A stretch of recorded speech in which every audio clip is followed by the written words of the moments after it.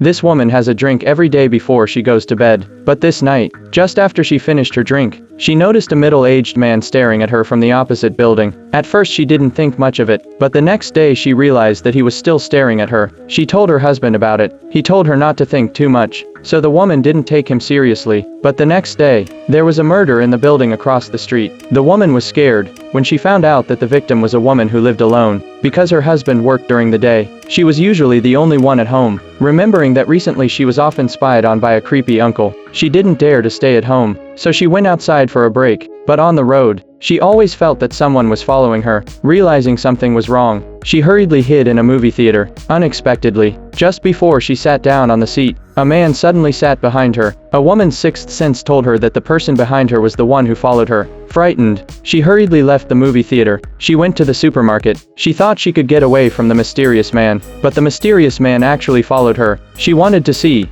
what he looked like. Unexpectedly, this scene was discovered by the mysterious man. She hurriedly hid in the back door of the supermarket, trying to see what he looked like. But after a while of observation, she realized that the man looked like the uncle who spied on her every night. She fled in a hurry. That night she told her husband that she was being followed. After hearing this, her husband went to the supermarket to get the surveillance camera. He found that the man was really stalking his wife. In order to prevent the tragedy, the husband repeatedly told the woman not to go out again, and carefully installed a pair of curtains for his wife. He thought she would be safe at home, but that night, the woman's husband was working late at the office. Suddenly there was a knock at the door.